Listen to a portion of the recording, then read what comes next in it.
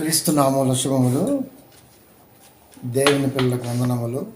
ఆదివారము, పునరుద్ధాన దినము. ఈ సమయంలో మాట్లాడుతున్నటువంటి అంశం, చెప్పు తిన్న కుక్క చెరుకు తీ పెరుగునా. చెప్పు తిన్న కుక్క చెరుకు తీ పెరుగునా. ప్రియమైన దేవుని పిల్లరా, ఇది సామెత కాదు. యోగి వేమన గారు 15వ శతాబ్దం కాలం నాటి వారు కదా. వారు మనుషుల్ని మేలుకొల్పే పనిలో చాలానే రాశారు. వాటిలో ఒకటి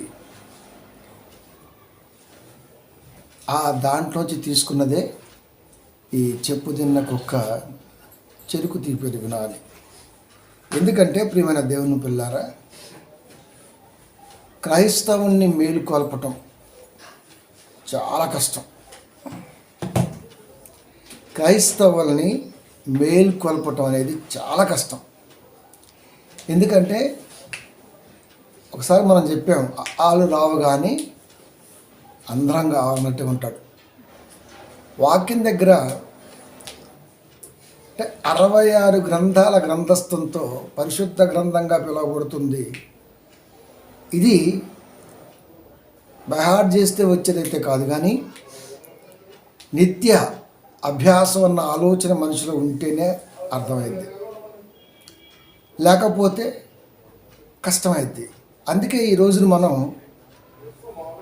ఇన్ని సంగతులను నిర్ముఖమాటంగా ఎందుకు చెప్తామో చెప్పనా. నేను వీరందరికీ రుణం ఉన్నా అని నమ్మే కాబట్టి. రుణం అంటే వాళ్ళకి అప్పున్నాను కనుకనే వాళ్ళకి ఇప్పుడు అప్పు తీర్చాలి. నేను అప్పు ఎప్పటికైనా తీర్చాల్సిందే. కనుక బ్రతుకు కాలంలో అప్పు అనేది ఖచ్చితంగా తీర్చాలి. ఎందుకంటే మనిషి అనేవాడు చెప్పు తిన్న కుక్క. యాక్చువల్గా కుక్కలు చెప్పులు నాగం చేస్తుంటాయి. అవి చెప్పుల్ని కొరికి ఇంకేదైనా టేస్ట్లోకి వెళ్ళిందని కదా, టేస్ట్ అని తెలియదు. అందుకే చెరుకు తీ పెరుగునా. యేసుక్రీస్తు వారు బైబిల్లో కాపరులు దగ్గర ఉన్నటువంటి వారిని, అంటే విశ్వాసుల్ని, కుక్కలతో పోల్చాడు. కాపరులని పోల్చాడంటే అర్థం ఏంటి తెలుసా? విశ్వాసులు కూడా దాంట్లో ఇంక్లూడింగ్. మరి కాపరులు గుడ్డివారు, మొరగలేని మోగ కుక్కలు. ఎందుకన్నాడయ్యా అంటే, చెప్పే విధానం అనేది కాపరికి రానంత వరకు సమాజం అంతే. మన ఒక వీడియో చూస్తున్నాం రీల్స్లో. క్రిస్మస్ ఎందుకు వచ్చింది తెలుసా అని ఒక ఆయన చెబుతున్నాడు. పైగా పెద్ద సంస్థలో ప్రజెంట్గా చైర్మన్గా చాలామంది అవుతున్నాడు ఓసన్న మినిస్ట్రీస్లో. యేసుక్రీస్తు వారు పుట్టినప్పుడు అని చెప్పటం, యేసుక్రీస్తు బొంగురు తీసుకుని మాట్లాడుతాడు జాన్ వెస్లీ. యేసుక్రీస్తు వారు పుట్టినప్పుడు శుభాకాంక్షలు తెలపడం కొరకు అన్ని చెట్లు వచ్చాయంట. అసలు చెట్లు వస్తాయన్నా అంటే డబ్బు ఉంటే ఏదని చెప్పేసా. ఒక చెట్టు మాత్రం రాలేదంట, అన్ని చెట్లు వచ్చాయంట, పూలు జల్లాయంట, శుభాకాంక్షలు చెప్పిపోతున్నాయంట. అసలు బైబిల్ ఏడుంది? అసలు బైబిల్ ఉందా? తూర్పు దేశం జ్ఞానులు వచ్చారు. ఆ లొకాలిటీ వాళ్ళకే తెలియదు యేసుక్రీస్తు వారి గురించి.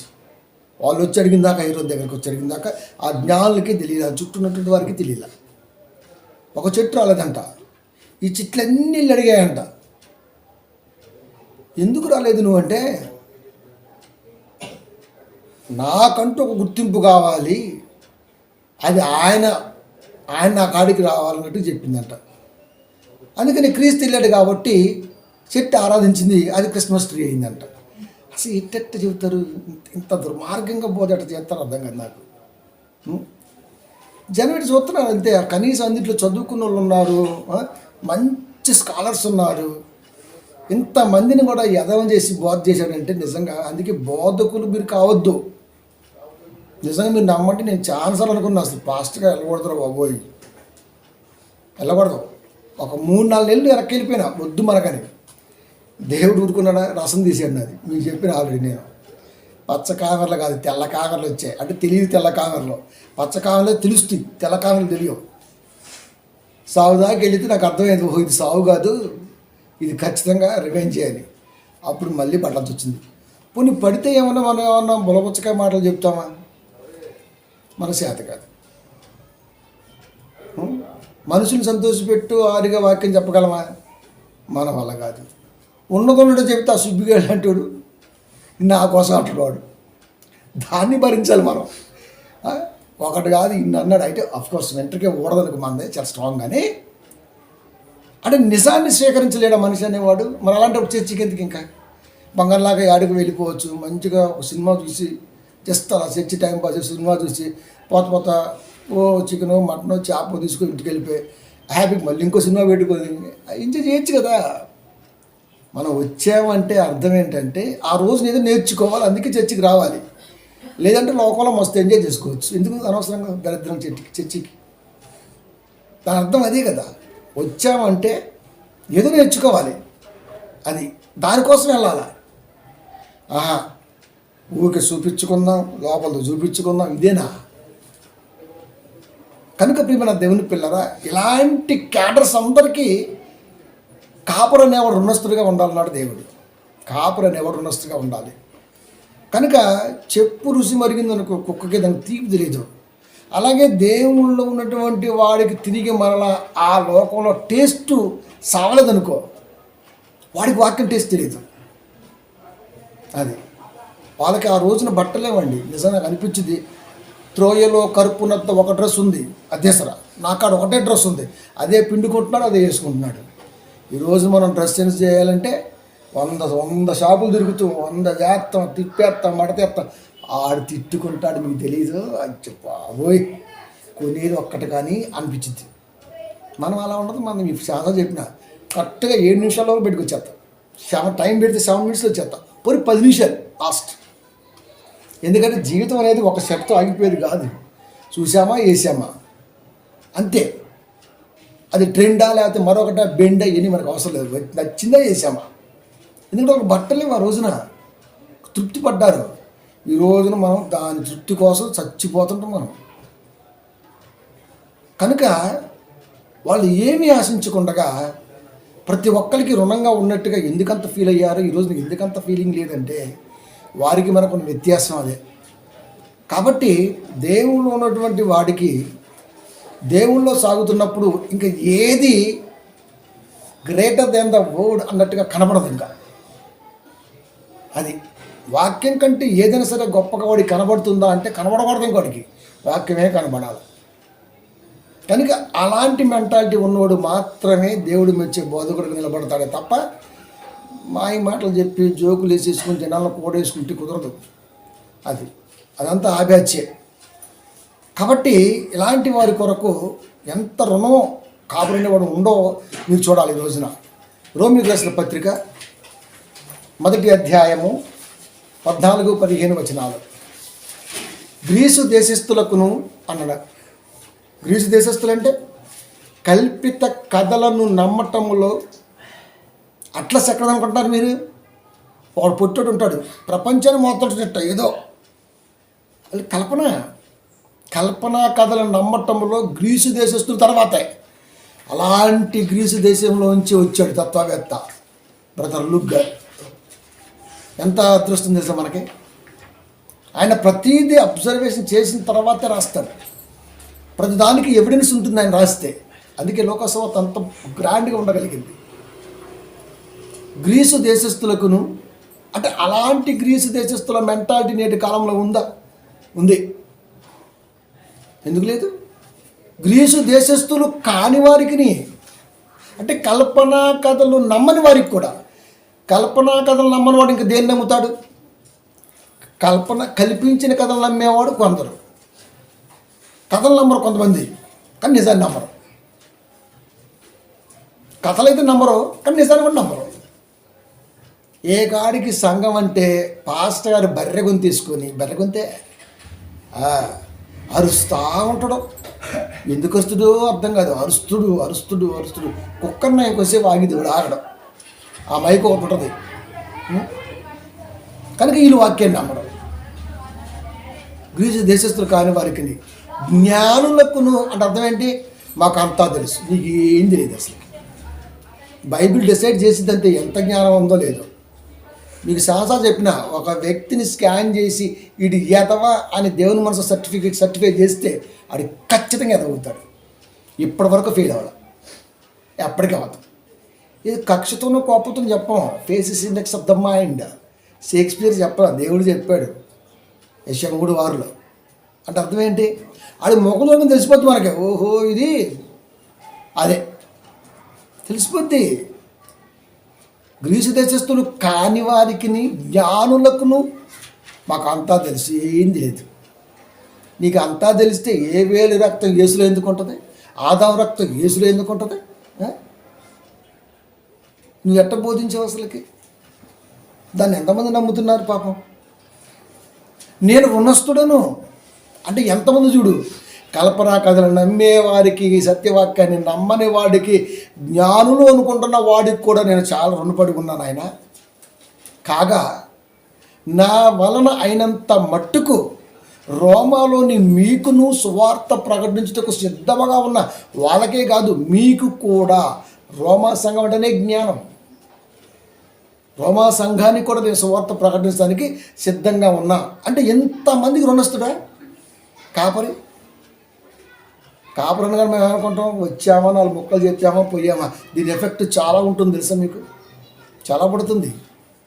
కనుక ఇంతమందికి నేను రుణస్తులను. మరి వీళ్ళ రుణం తీర్చుకోవాలంటే పాట పాడదులే కదా. నేను కళ్ళెట్టి పెట్టి నేను కూడా ఉన్నానయ్యో, ఎందుకు వచ్చి చెడిపిది? నన్ను వాడుకో యేసయ్యా. దీనికి రాగం, తాళం, పాదం పెట్టకం. అంటే నువ్వు ఉన్నావన్న సంగతి ప్రిపేర్డ్గా దేవుడికి తెలీదా? తెలీదంట.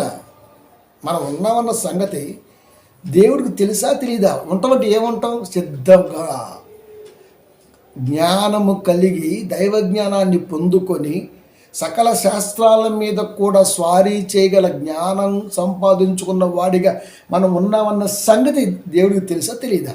మరి ఈ పాట ఎవడు రాసింది? ఈ పాట ఇది కరెక్ట్ కాదంటే మా అయ్యగారు ప్రతి పాటను అలాగే అంటారు. మరి ఆయనకి ఏం నచ్చం. ఒరే నువ్వేం పాడుకుంటు నాకెందుకురా? నువ్వేం పాడుకుంటు నాకెందుకు? మనది వచ్చింది ఇంకా కొత్త సినిమా పుష్ప, దాంట్లో పాడు కొడుతున్నాడు. పాడు దెబ్బలు పడుతున్నాడు, పాడు కొడుతున్నాడు రా. నేను వద్దన్నారా?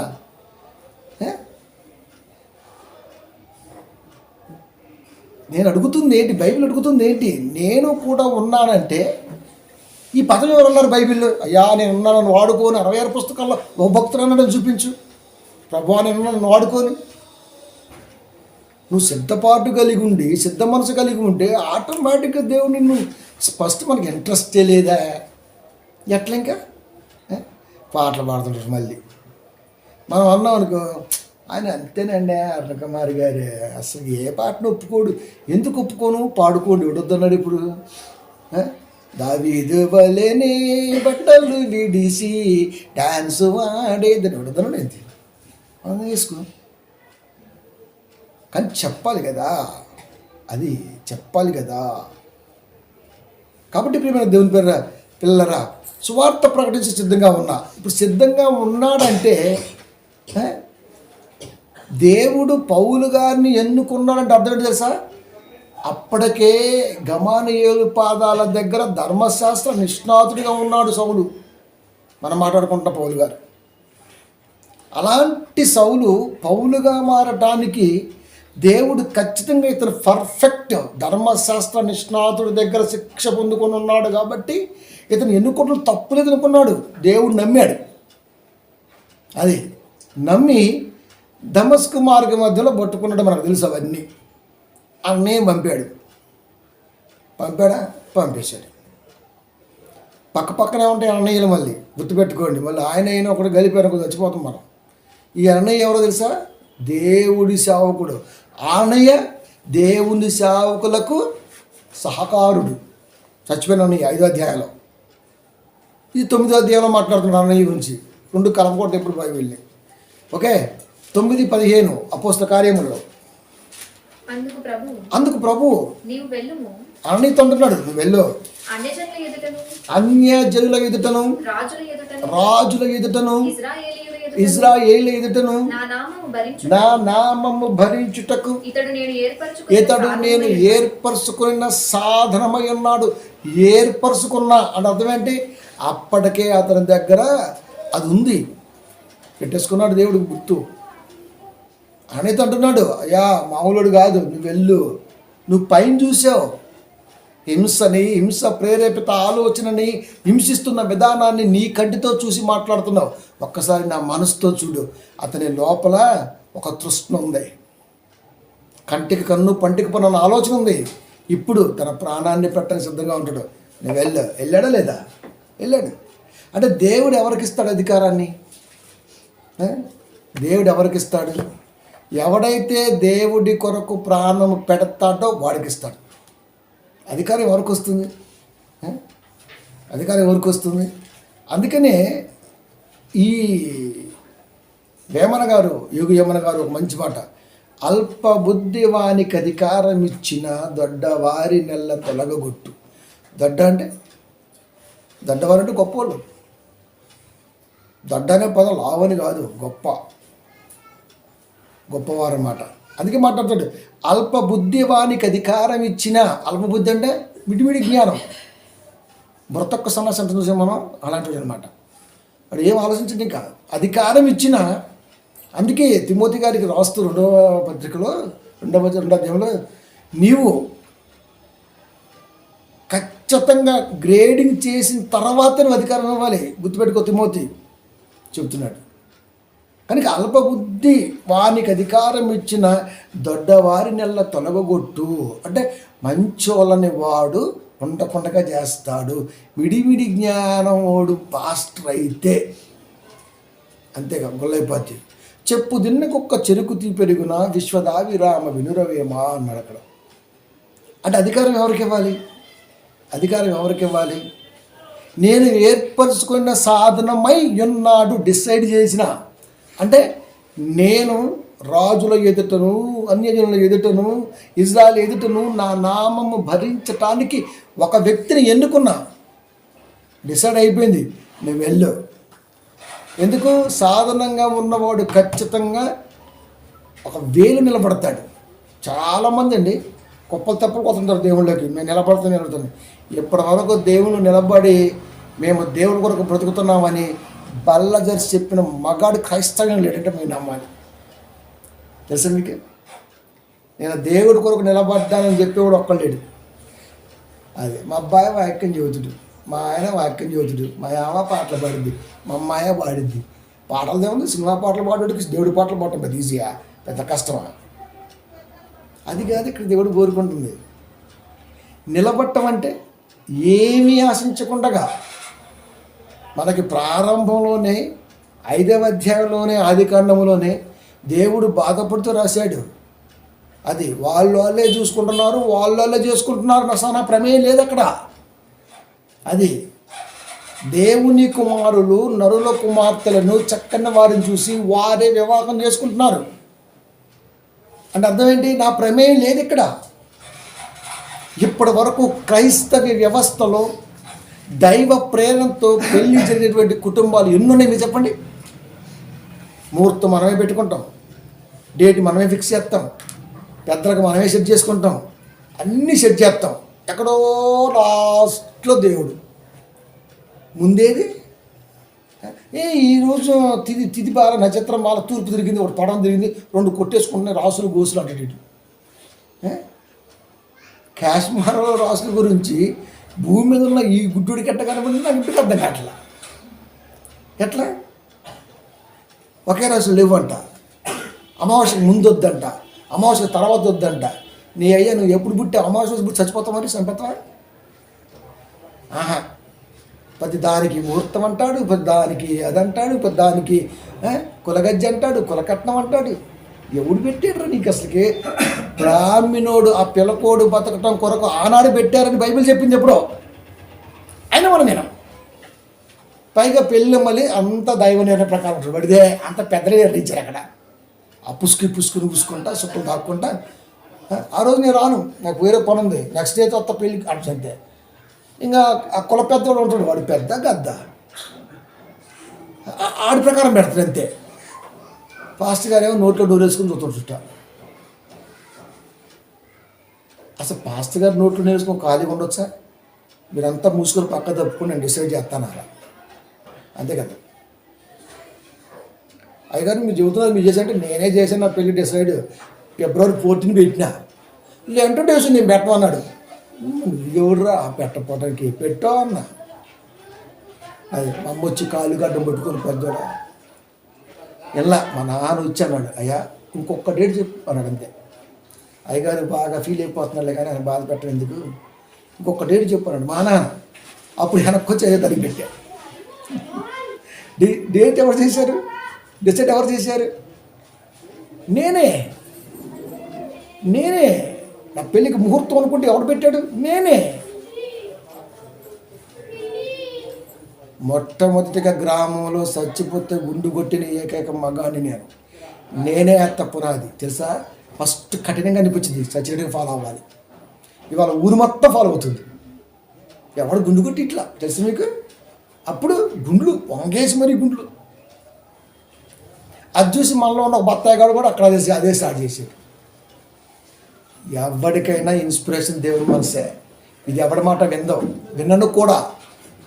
నాకు దేవుడి కంటే మించిన జ్ఞానం గలవాడి ఉండి చెప్పుంటా. నాకు 66 పుస్తకాల జ్ఞానం ఉంది, నా తండ్రి సపోర్ట్ ఉంది, ఆయన జ్ఞానవంతమైన ఆలోచన నాలో ఉంది. నువ్వు చెప్పడానికి అసలు నేను ఎందుకంటుంది విన్నదే లేదు ఇప్పటి వరకు. అదే కదా పౌలు గారి తత్వం. ఎవరి మాట అండి పౌలు గారు మీరు చెప్పండి? దేవుడి మాట తప్ప ఎవరి మాట విన్నట్టుగా ఉందా? అలాగని మూర్ఖుడా? దేవుడి నామానికి ఘనత అదే అని మనం పెట్టుకుని ఆయన ముందు పెడుతుంటాం మనం. అందుకే రాయేసాడు ముందే అక్కడ. వాళ్ళకి వస్తుంది నేను, ఒరే అది కాదురా, నువ్వు నిజంగా దేవుణ్ణి ప్రార్థన చేసి అడుగు, ప్రభువా ఇది చిత్తమేనా, ఇది జరిగిద్దా, కార్యరూపం దాల్చిద్దా, నువ్వు అడుగు. అడగడు. అది వాడికి రుణస్తున్నాయి. ఇలాంటి ప్రసంగాలు లేక పాడైపోయింది లోకం. ఎందుకు వచ్చాయి ఇవన్నీ కౌన్సిలింగ్ సిస్టమ్స్? ఎందుకు వచ్చాయి లోకంలోకి? సరైన బోధకులు లేకపోవటం వల్లే కదా. పాస్టర్ గారికి లాయర్ గారు కావాల్సి వచ్చాయి, ఇంకేమని చెప్పండి. కాబట్టి సాధనమే ఉన్నాడు కనుక సాధనంగా మలిసి రుణాన్ని తీర్చే పనిలో జాగ్రత్త కూడా నేర్పాడు ఆయనకి తెలుసా. సాధనం ఆయన ఆల్రెడీ ధర్మశాస్త్రం ఉన్నాడు, దాని నుంచి క్రీస్తు మరణంలోకి తీసుకురావాలా. తీసుకొస్తున్న విధానములో కూడా పౌలు గారికి దేవుడు ఎంత జాగ్రత్త చెప్పాడంటే అదే విషయాన్ని ఆయన ఒప్పుకుంటున్నాడు. నాకు దేవుడు ఇలా జాగ్రత్త చెప్పాడు. మనం ట్రైనింగ్ ఇస్తాం, మనం అంటే సంఘాల్లో. దీంట్లో జ్ఞానం ఉండదు. అది సంఘాన్ని స్టాండప్ అనాలి, షట్ డౌన్ అనాలి, అదే పిచేముడ్ అనాలా, థర్ముడ్ అనాలా, అది థర్ముడ్ అనాలా, రకరకాల మాస్ డ్రిల్స్ చేయించాలి. అది ఆరాధన కొన్నాడు. లేకపోతే గంటసేపు ప్రార్థన చేయించాలి. గంటసేపు చచ్చిపోతారు అదే. గంటసేపు వాక్యం చేస్తేనే దమ్మైపోద్ది ప్రాణం. ఒకటి ఏం చేస్తాం ప్రార్థన? యాపూర్లో బయలుదేరే ప్రభు, ఆపోసం లేదు ప్రభు, ఆటో ఎక్కలే ప్రభు, ఇదేం ప్రార్థనరా? గంటసేపు ప్రార్థన. మరి ఇంక వాక్యం ఎప్పుడు? వాక్యం లేవు ఇంకా సంఘాల్లో. కనుక చెప్పేవాడు కూడా నిజంగా దేవుడు ఏర్పరుచుకున్నాడు అనుకుంటే వాడు ఎలాంటి బోధ్యతలు చెప్పనా? కాపరు అనేవాడు నిజంగా దైవ ప్రేరణతో దైవ ప్రేరేపితతో కాపరిగా సంఘములో ఉంటే, చాలామంది వారు అచ్చగాలి పక్కన పెట్టండి, పక్కన. అందుకే నేను ఎవరితో ఎందుకు సహవాసం చేయని చెప్పనా? నాకు వాళ్ళు నా కంటికి కాపర్లా కనపడరు, కుక్కలా కనపడతారు. అందుకని సహవాసం చేయండి. ఎవరైనా కాపతో చేస్తారు, కుక్కలతో ఏం చేస్తామండి మనం? యూట్యూబ్ కాపీయే కదండి అందరూ. సెల్ ఒకటి వచ్చింది, యూట్యూబ్లో కూర్చొని ఊరికే పాటలు, ఎవడో రాసి పాటలు కాదు, నువ్వు ట్రై చేయి. నీకున్న మహాజ్ఞానంతో నీ కొద్ది గొప్ప జ్ఞానం వచ్చగా ఆ జ్ఞానాన్ని ముక్కలుగా మలచగలవా, పేర్చగలవా? నీకు వచ్చిన ట్యూన్ ఎలాగ ఉండాలని ఎందుకు అనుకోవాలి? వంట ఎలాగే ఉండాలని ఎప్పుడు నేర్పారు మనకు? పూర్వీకులు ఎవరు నేర్పారు? చెట్టు రాసుకుంటే అగ్గి, రాయి రాసుకుంటే అగ్గి, ఆ అగ్గి నుంచి జంతువు బలి అయిపోయినటువంటి జంతువు చచ్చిపోద్ది కదా, అది ఏలి పెట్టిన అయితే తీపి, అదే టేస్ట్ అనుకున్నాడు అప్పటికే.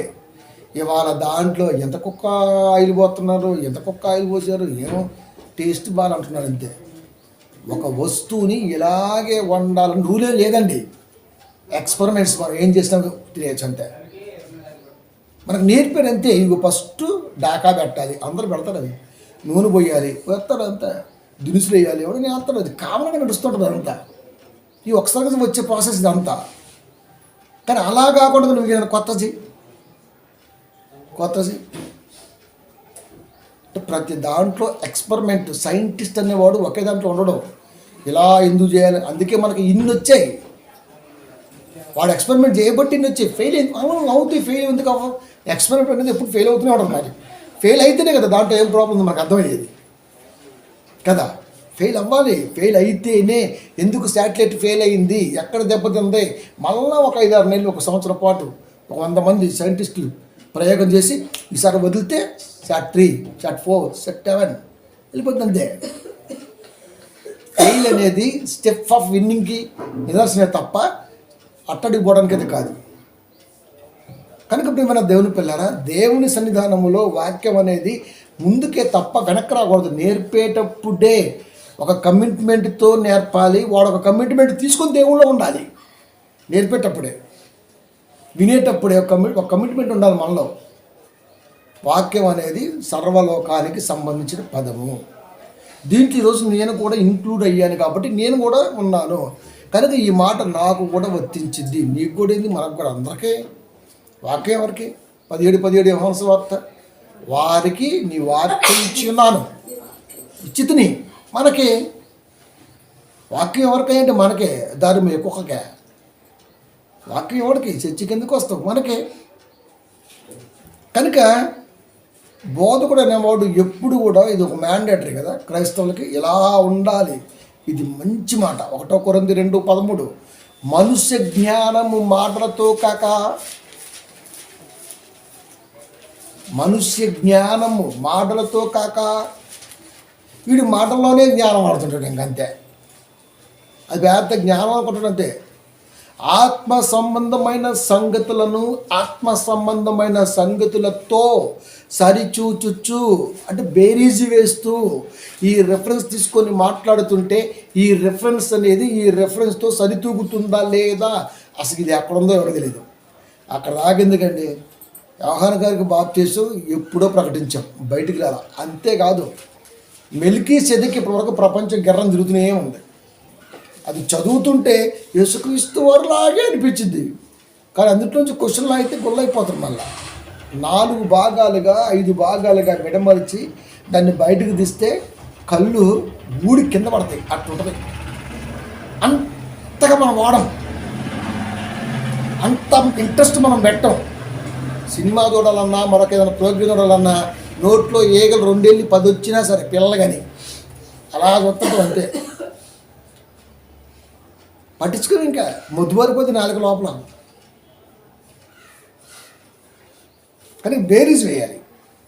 ఈ వాక్యం తీసుకుంటే, ఈ వాక్యం అనేది ప్రయాణం చేస్తున్నప్పుడు, ఈ వాక్యానికి టచ్ అవుతున్నప్పుడు ఈ 2 కూడా ఈక్వాలిటీగా ప్రసంగంలో నడుస్తున్నాయా లేదా అంతే. ఈడ మొదలు పెడతాడు ఆదికాండంలో అవ్వాదం గురించే మాట్లాడాలా. ఎక్కడికో వెళ్ళిపోయి మళ్ళీ పద్మాస్ దగ్గరికి వెళ్ళిపోతుంది ప్రకటన గ్రంథానికి. ఎందుకు అంత దూరం పోయాడు చెప్పండి? మనం కూడా ఇది ఆలోచనలో ఇంకొక అరపర్లంగా వస్తే మన ఇల్లు వచ్చింది, ఈ లోపల ఏదో ఒక ఆలోచన వచ్చింది, ఇటు పెట్టి మొఖాన్ని ఆ 2 కిలోమీటర్లు పోద్ది, ఏదో అడ్డం వచ్చింది, అప్పుడు ఇంత రక్కు వచ్చానేంటి అనిపించి మళ్ళా తిరుగుతున్నాం. మనకు తెలియదు, డ్రైవింగ్ బాగానే చేస్తున్నాం, రోడ్డు అన్నీ తప్పిస్తున్నాం, కానీ 2 కిలోమీటర్లు వెళ్ళిపోతాం ఆడుకో. ఏదో ఒకటి అడ్డం వస్తే తప్ప మళ్ళీ మనకు ఆ మెలకు వస్తే తప్ప వెనక్కి రావు. లేకపోతే అలాగే వెళ్ళిపోతుంది సరాసరి మెంటలాగా. ఈ ప్రసంగం కూడా అంతే. సోయి ఉండదు ఇంకా ఇక పోతనే ఉంటాడు. ఇంకా అది ఎటు పోతారో ఏం పోడో తెలియదు ఇంకా. అందుకే మనుష్య జ్ఞానము నేర్పు మాటలతో కాక. నేర్పు మాటలు అంటే పాస్టర్లు చెప్పే మాటలు ప్రపంచంలో ఎవడూ చెప్పడు. ఎంత తీయట మాటలు అంటే బాబోయ్, అవి నాకు వచ్చే బాగుడని శాస్త్రం అనుకున్నాను నేను, అలాంటి మాయ మాటలు. కానీ వెంటనే వాళ్ళు అనిపించింది అర్థంలో, ఆత్మారావు ఉంటుంది కదా మళ్ళీ పక్కన వద్దు నీవే నీకే అంటాడు ఆయన. నిజమండి. ఆ కడుపులో ప్రేమ గుండె కలిపి బెంచ్ మీద నిలబడి వెయ్యని వచ్చేసి మనతో మాట్లాడతాడండి పాస్టర్. అసలుకి వీడి అబ్బాయి వీడికి ఎవరిచ్చారని ట్రైనింగ్. ఎంత పాష్గా, ఎంత స్టైలిష్గా, ఎంత న్యాగ్గా నీకు శతకోటి దండాలతో సామే. అదే అమ్మా బాగున్నావా, ఈ బాగోగులు చూసాడండి వీడన్నా. చూశాడా? ఏ రోజైనా బాగోగుల గురించి మాట్లాడా? మనం బలహీనంగా ఉన్న క్షణాల్లో ఏ రోజైనా మన గురించి వాడు ఏమన్నా ఆసరా అయ్యాడా? ఏముండవు. కానీ ఎప్పుడైతే మనం కాస్త బాగుండి కొంచెం ఎట్లాంటివి వేసి కొంచెం డిబ్బు పెట్టామనుకో, ఇక అంతే మన చుట్టూ బెల్ల చుట్టూ ఏగలాగా ఉంటాం అంతే. ఈ ఈ ఈ దిపిడి ప్రేమ వద్దండి మనకు అసలు లోకంలో. ఇలాంటి ప్రేమ వద్దు. దీన్ని ప్రేమ అనరు. అది అవకాశం అంటారు. దానికి చాలామంది బానిస అవుతుంటారు మన టిప్పంగాళ్ళలాగా. అది వీళ్ళకి ఇలాంటివే కావాలి. ఎన్నోసార్లు చెప్పిన పేదరికలు ఉన్నప్పుడు మన ఇంటికి వచ్చిన ఎవరైనా ఉన్నాడండి మనకు గుర్తుంటుంది కదా. మనం బాగా డౌన్లో ఉన్నాం, ఇల్లు కట్టడం కష్టంగా ఉంది, అడుగుదామంటే చిన్నతనంగా ఉంటుంది, ఉన్న దాంట్లోనే నెట్టుకుంటూ వస్తున్నాం. పిల్లలు చిన్నోళ్ళు ఉన్నారు కాబట్టి ఖర్చు తక్కువ, అయినా సరే పరిస్థితి బాగలేదు. ఇలాంటి స్థితిలో మన స్థితిని చూసి ఎవడైనా అడక్క ముందే ఓ సాయం చేసిన ఒక వ్యక్తి ఉన్నాడని చూడండి, వాడికి దండం పెట్టాలండి మనం. అప్పుడు మొఖం తిప్పి వెళ్ళిపోతుంటారు. పోతే ఎక్కడ డబ్బులు అడుగుతున్నాను భయం వాళ్ళకి. కాస్త లేచి తన్నుకొని కాస్త పిల్లగాల చేతికి వచ్చి కొంచెం అద్దో ఈ భార్య భర్త చెరవ పని చేసుకొని 2 రూపాయలు వెనకాల వేసుకొని కాస్త తెల్లబట్టలు వేసామంటే అంతే. ఏం చేస్తున్నాం అత్తయ్య, అగ్యం వచ్చేది. నాకు నచ్చదు. నేను అందుకే ఇలాంటి వాళ్ళందరం దూరం పెడతా, నీ దగ్గర రానివ్వను. అది నాకు నచ్చితే వాడి కొరకు ప్రాణమైన ఇస్తా, నచ్చకపోతే ఎడమ కన్ను కూడా వేయను. ఎందుకంటే అలాంటి లత్కూరి ప్రేమలు దేవుడు నేర్పలేదండి. ప్రేమ అనేది ఎంత నిమ్మలంగా ఉంటుందంటే అంత నిమ్మలంగా ఉంటుంది. కఠినంగా ఉంటాయి కదండి కొన్ని మాటలు, కానీ అది నిజం. మన వెనకాల ఎవరున్నా తెలుసా, ఆ స్థితిలో కూడా దేవుడే, ఈ స్థితిలో కూడా దేవుడే. కానీ ఇప్పుడు దేవుడు లేడు, అంత చుట్టాలే ఉన్నారు చుట్టుపక్కల కంటి ముందు అంతే. పండి వంటలు, మంచి మంచి కథలు, మంచి మంచి జోకులు, భోగి మంటలు, బోడిగుడ్డు ఏమున్నాయి. దేవుడేడి లేడు. ఇది ఎందుకండి అసలుకి? ఇది దేవుడు ఒప్పుకుంటాడా? ఇంకో మంచి మాట చెప్తా. ఆదివారం ప్రార్థన చేయించుకున్నాను నా దగ్గర నరేష్. ఏంటంటే ఎవరు రేపు 14 ఫ్లోర్లు కళ్ళు తిరిగిపోతే నాకైతే ఎప్పుడు చేస్తున్నా అంటకంటే వద్దు ఎందుకు స్పెషల్ చేయన్నాడు అంతే. సర్లే నేను చేసిన, నాకంత ఐడియా లేదు. అది నిజంగా ఆ గుంజకి ఈ గుంజ మధ్యలో అది వేస్తాం కదా 4 నిచ్చెన లాంటిది, అది జారి మీరు నమ్మండి చర్చిలో చెప్పాడు. అప్పుడు మనకు ఆ పాత చర్చి ఉంది. అక్కడి నుంచి ఆ గోడకి తగిలి కింద పెద్ద బండు దాని పక్కన పడ్డాడు. రాసుకునే తప్ప దెబ్బ తగల. వెంటనే సాయంత్రం వచ్చేసి మళ్ళీ ఆదివారం వచ్చేసి నిలబడి అందరి ముందు చెప్పేశాడు, అమ్మా ఆ రోజు నేను చేయించుకోకపోతే. నాకు అర్థం కాల ఎందుకు చేయించుకున్నాడా అని. నేను మామూలు చేసిన, ప్రభా ఇలా పరిస్థితిని ప్రభా కంటే కాపాడు ప్రభా అని. బహుశా అది కాపాడుంటుంది ఏమనిపించింది నాకు. ఒక 2 days 3 days బ్యాక్ హెచ్ఎంటి మియాపూర్లో అదే 14-13 ఫ్లోర్లో పనిచేస్తున్నారు ఆదివారం పైగా. అక్కడి నుంచి పడితే మీరు నమ్ముతారా, కాళ్ళు పొట్లకు వచ్చేసాయంట, పీస్ అయిపోయాడు, స్పాట్ డెడ్. క్రైస్తవుడు. దీన్ని బట్టి మనకి ఏమర్థమవుతుంది? దేవుడితో ఉన్న సహవాసం ఎలాంటి స్థితిలో నుంచి మనల్ని ఓడబద్దలైన పౌలుగారిని కాపాడాడు. అంటే దేవుడితో ప్రార్థన సహవాసంతో అంత బంధం ఉంటుంది మనకి ఆయనకి. మనుషులు కాపాడారండి. ఒక స్థితి వస్తే మనిషి గుర్తుండడండి తెలుసా. దేవుడు గుర్తుండడు, మనుషులే గుర్తుంటారు. ఎందుకంటే ఊరికి పొగడాలి, అది మామూలుగా కాదు. నేను ఎప్పుడు ఆలోచిస్తుంటా ఒక కోణంలో ఉండి, నేను బలహీనంగా ఉన్నప్పుడు నా ఫ్యామిలీ నా వెనకాల ఎవరున్నారు. ఎందుకంటే నేను అప్పటి నుంచి కూడా మీరు నమ్ముతారా, నేను లారీ ఫీల్డ్లో ఉన్నప్పుడు కూడా కొత్త బైబిల్ న్యూ టెస్ట్మెంట్ ఉండేది బ్లూ కలర్తో. ఎప్పుడు ఖాళీ ఉంటే అప్పుడు చదువుతూ ఉండేవాడిని. అంటే ఇంట్రెస్ట్గా కాదు, సుమా చదివాను అంతే, ఏమో తెలియదు. మామూలు కాలువ కాలుసుకొని బాటి పోయి కాలు పెట్టి ఊపు కొట్టి చదువుతూ ఉండేవాడిని. ఆయన వచ్చిందాక అది ఎన్ని పేజీలు అయ్యేదో ఏడికి పోయేదో తెలిసేది కదా నాకు. నేను ఏదో ఇంట్రెస్ట్ అవుతున్నా మీకు చెప్పట్లేదు, చదివేవాడిని. కానీ విచిత్రం ఏంటంటే ఆ రోజు నేను ఏదైతే చదివానో అది నా మైండ్ మళ్ళీ అలా వచ్చేసింది. అది నాకు కూడా తెలియదు మరి. అంటే దైవ నిర్ణయం అనేది ఖచ్చితంగా నమ్మితే ఎక్కడికి పోదు. ఎందుకంటే అప్పటి నుంచి ఆయనే ఉన్నాడు మన వెనకాతల, ఇప్పుడు ఆయనే ఉంటాడు, ఎప్పటికీ ఆయనే ఉంటాడు.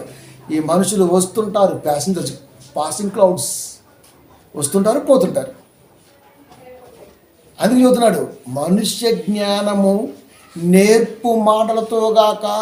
నేర్పు మాటలు అంటే బాబో ఇలా చెయ్యి, ఇలా ఉండు, ఇలా ఇలా అని అది ట్రైనింగ్ ఇస్తుంటాడు ఫాస్టర్. అలా వద్దు. ఆత్మ సంబంధమైన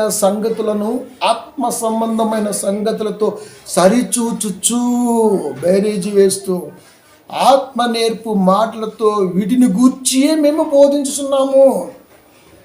మేము వాక్యం టు వాక్యం బోధించే కాపరులము అని చెప్పమానండి. పెట్ట కథలు ఎక్కువ. అది పైగా పొగడత లేనిది. గృహకుడికి పెట్టినా పొగడితే, ఏదైనా ఫంక్షన్ పోయినా పొగడితే, ఎక్కడికైనా పోయినా పొగడితే, అబ్బబ్బా దేవుడి కృప ఎంత బలంగా లేకపోతే ఈ రోజున ఈ గృహకుడికి 10,000 ఖర్చు పెట్టాడు. 10,000కి దేవుడి కృపకి ఏం సంబంధం? ఒకవేళ నిజంగా 10,000కి దేవుడి కృపకు సంబంధం ఉండుంటే వచ్చిన ఆ 10 మందికి దైవ కృప ఎంత బలమైందో చెప్పావా? ఆహా, వీడి గురించే. ఇంకా అది దండోరం మోగింది జంబాయిలే, జరదండు మోగింది జంబాయిలే పాట. ఇంకా నారాయణమూర్తి వచ్చేప్పుడు ఇంకా వాళ్ళు ఎందుకు వచ్చారు గృహకుడికి? ఏదో దేవుడు చెప్తాడు, వాక్యం విందామని వచ్చారు. వీడేం చేస్తున్నాడు? ఆ పెట్టినోడు పొగుడుతున్నాడు. ఏం లాభం అండి? దేవుడు కదా ఇవ్వాల్సింది. ఎంత స్ట్రైట్గా దేవుడు అంటారా ఈ వాక్యం? ఎవడినాలరా వాక్యాన్ని? ఎవడినాలి? ఏదైనా బిజినెస్సా?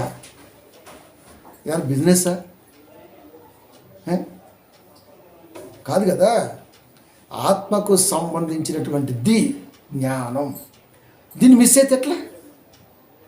కనుక వాక్యం టు వాక్యం దేవుడు ఏం చెప్పాడో దాన్ని మరొక వాక్యంతో బేరీజు వేస్తూ ముందుకు వెళ్ళాలి తప్ప మళ్ళీ లోకంలోకి వెళ్ళిపోతారు చింత పులుసులాగా, మళ్ళీ వచ్చేస్తుంటాడు పచ్చి పులుసులాగా, మళ్ళీ వచ్చేస్తుంటాడు ఎండు పులుసులాగా, ఈ బెల్లం సారులాగా. ఇదేం ప్రసంగాలు?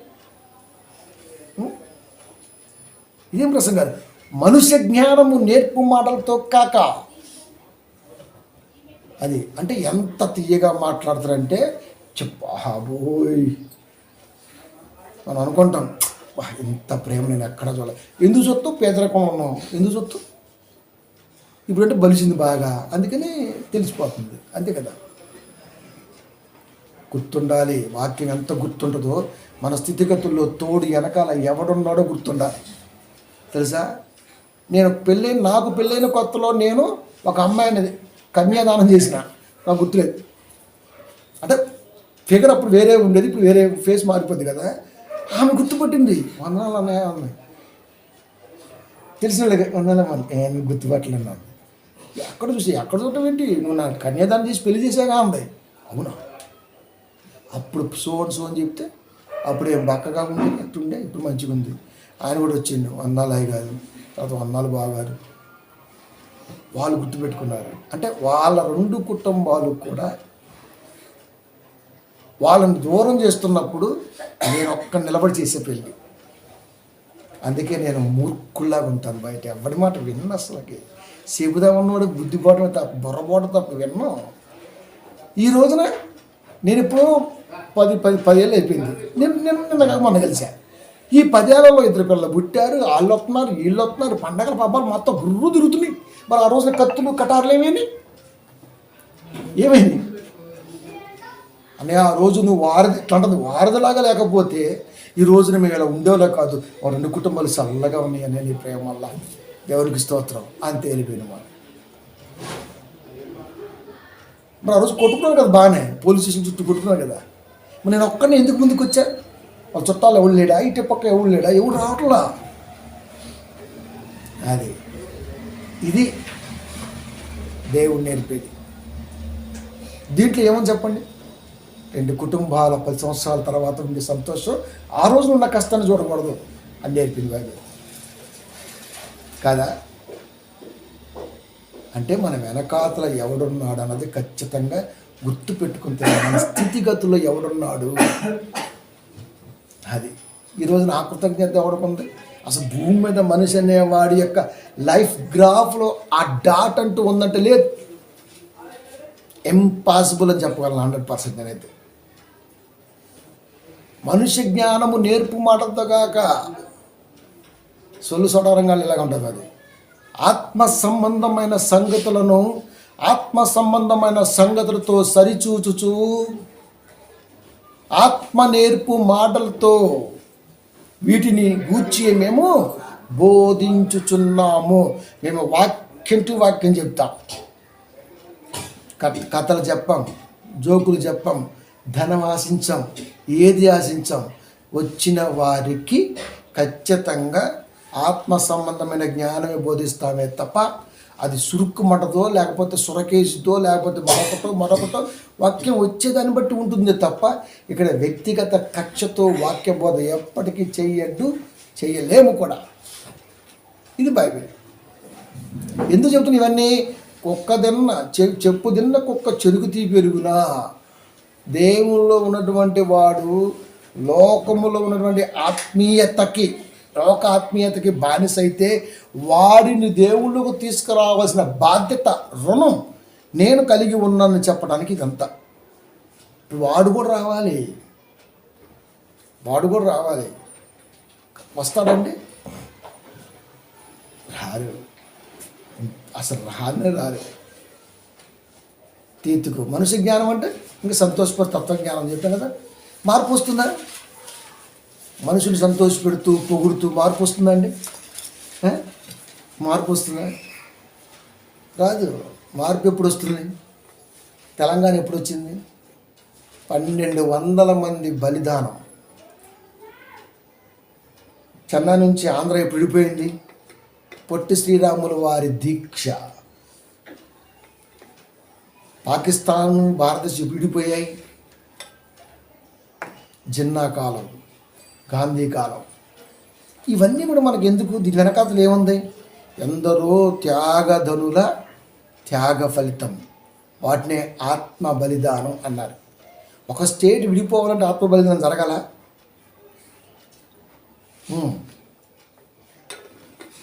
జరగాలి.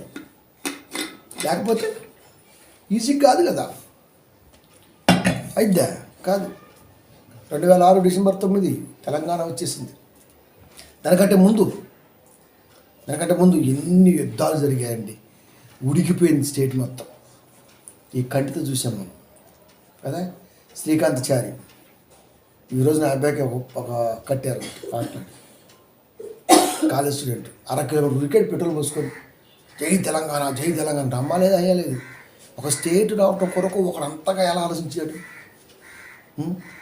వాడు చదువులో వాడు విప్లవభావం ఏం నేర్పింది? సత్య సంబంధంలో వాక్యం వచ్చిన పిల్లకి అందాలని కాపురి అలాంటి విప్లవభావాన్ని ఎందుకు కలిగి ఉండడం? ఊగా ధనియాలు గసగసాలు ఈ బోధేనా? లఫూటి ప్రేమ అయ్యా? దీన్ని మనుషులు మెచ్చినా దేవుడు మెచ్చట ప్రియమైన దేవుని పిల్లరా. రేపు ఒక రోజు ఉంది, క్రీస్తు పీఠ ఎదుట ప్రత్యక్షం కావాల్సిందే ఎవడైనా కదా. అందుకే ఆత్మ నేర్పు మాటలతో వీటిని గూర్చి మేము బోధించున్నాము. ఎవడైనా ఇలా చెప్పగలరా? మీలో ఎవడని చెప్పగలరా? చెప్పలేరు. ఎందుకంటే అంత గసగసాల క్యాండిడేట్లే కదా. అరుస్తాడు, లేకపోతే పళ్ళు నోరుతాడు, లేకపోతే వాక్యాన్ని క్రీకరిస్తాడు, లేకపోతే డబ్బా కొట్టుకుంటాడు, లేకపోతే ఆడు సెల్ఫీ కొట్టుకుంటాడు. ఇదే పడిపోతుంది కదా. అని చెబుతున్నాడు నాయన. ఈ స్థితి మనం అవివేకులుగా ఉన్నప్పుడు, వాక్యజ్ఞానం లేనప్పుడు, ఒకవేళ వాక్యజ్ఞానం అన్నది పరిపూర్ణంగా లేనప్పుడు, వాటిలో ఉన్నప్పుడు ఓకేమో కానీ సత్య సంబంధమైన బోధ వచ్చిన తర్వాత కూడా ఇంకా మనం తెంగరబుచ్చిగల్లాగా ఉన్నామంటే దాని అర్థం ఏంటంటారు? దాని అర్థం ఏంటి? లక్షలాది మంది పిల్లలు ఎగ్జామ్ రాస్తే డేగ కణితో మార్కులు వేస్తారు. తెలుసా మీకు? డేగ కణితో మార్కులు వేస్తారు. సూత్రంలో ఒక పాయింట్ డాట్ సున్నా ఎట్ట అన్నా సరే మార్క్ తీసేస్తే టిక్ ఇంటికి కొడతారు, అక్కడే కొడతారు. ఇంటికి కొట్టి పక్కన హాఫ్ మార్క్ కట్ అంటారు అంతే. ఇంకా 25కి 13 వచ్చాయి. మిగతా ఏమయ్యాయి, ఇదిగో ఇక్కడ ఈక్వాలిటీ ఈక్వాలిటీ మర్చిపోయారు, అక్కడ కోఆర్డినేషన్ మర్చిపోయారు, ఇక్కడ బ్రాకెట్ ఒకటి మర్చిపోయావు తోక, అందుకే ఇవన్నీ పోయినాయి అంటాడు అంతే. అంత డ్యాక్ అంతా ఎగ్జామ్ పేపర్ దిద్దుతారు. ఆఫ్టర్ ఆల్ కొద్ది కాల బ్రతుకులోనే ఆ పేపర్ని అంతగా వాళ్ళు చూసినప్పుడు ఈ పుస్తకాన్ని ఇచ్చిన దేవుడు జీవిత పరీక్షలో ఇటు చూడ్డా అండి, ఎందుకు చూడ్డం? మరి ఇలాంటి కుక్కలకు నేర్పాలి కదా మనం. అందుకే చెబుతున్నాడు బాబు, అప్పుడు స్థితిలో మనం ఎలా ఉన్నాం ఒకసారి మనం రిమైండ్ చేసుకున్నామా? తీతుకు 3:3.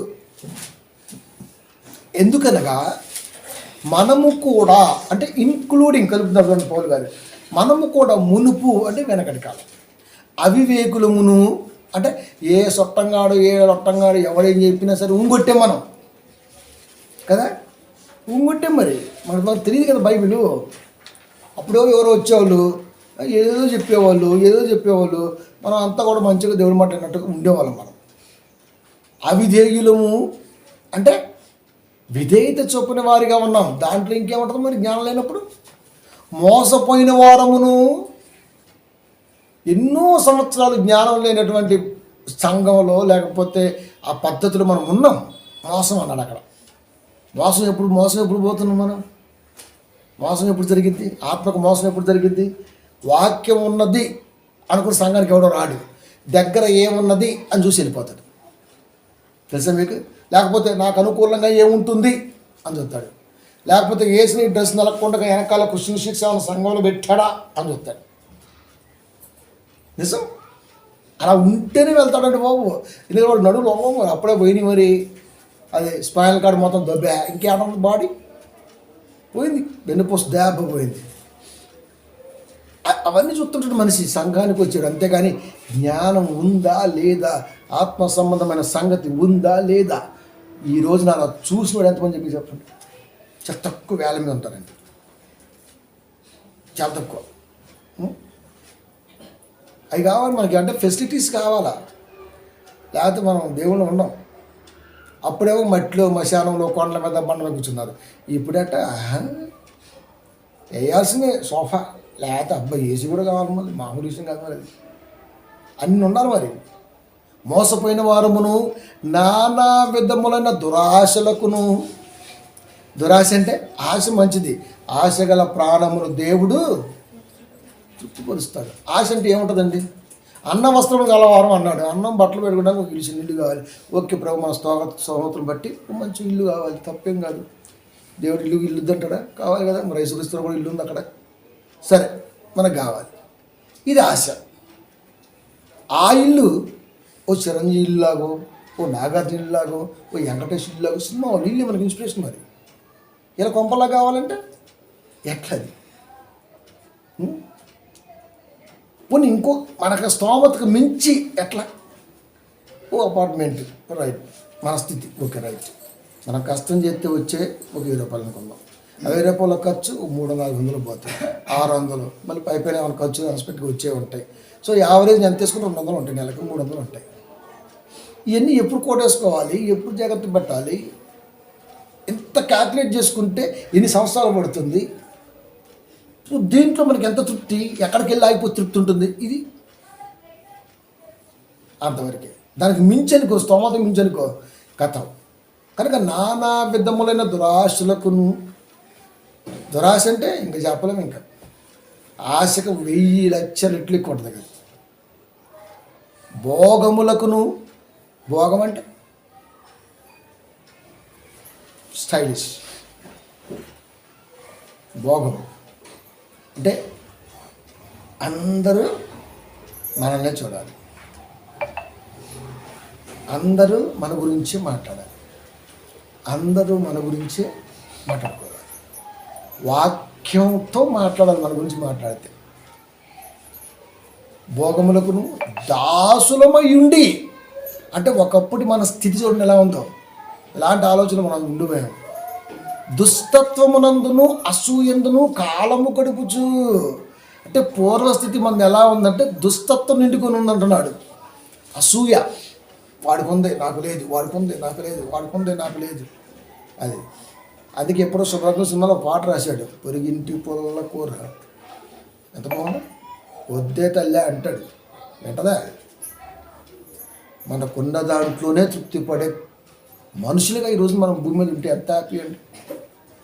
అందుకే మీరు చూడండి, చాలామంది ముఖం వేలిపోతుంటుంది, ఒళ్ళు క్షీణించిపోతుంటుంది, దెబ్బతినిపోతుంటాడు, అన్నీ పోతుంటాయి, శరీరం మొత్తం కొలాప్స్ అయిపోతుంటుంది. ఎందుకయ్యా అంటే దేవుడు ఎప్పుడు చెప్పాడు, మనోవేదన మనోవేదన మనోవేదన మనోవేదన. అది ఎందుకు వచ్చింది చెప్పండి? ఉన్న దాంట్లో తృప్తి పడతామా అంటే అస్సలు పడం. దాన్ని కాకుండా ఈ అసూయ, దుష్టత్వము, కాలము గడుపుచు టైంపాస్ జరిగిపోతుంది. అసహ్యులమై ఒకరినొకడు ద్వేషించుచు ఉంటిమి. అంటే మన పూర్వస్థితి ఎలా ఉందంటే, వాక్యం లేనప్పుడు ఎలా ఉందంటే, ఇదిగో ఇలా ఉంది, నేను బతికేదే నా పిల్లల కొరకు. ఎవడు చెప్పిండు? ఒకళ్ళు మధ్యలో పోతే ఏంటి పరిస్థితి? మరి మనం బతికేది ఎవరి కొరకు అంటే దేవుడి కొరకై ఉండాలి. ఆ దేవుడి కొరకైన బ్రతుకులు ఇంక్లూడింగ్ ఫ్యామిలీ ఉంది. ఇది అర్థమయ్యేది మనకి, ఇది అర్థం అవ్వాలి. అంటే ఒకప్పుడు మన స్థితి, వాక్యం లేనప్పుడు స్థితి ఎలా ఉందంటే, ఇది ఇంత డేంజర్గా ఉంది. నిజానికి వాక్యం లేనప్పుడు ఇంత డేంజర్గా ఉందో లేదో నాకే తెలియదు, కానీ వాక్యం కాస్తో కూస్తో వచ్చిన తర్వాత మాత్రం ఇది మాత్రం ఉంది.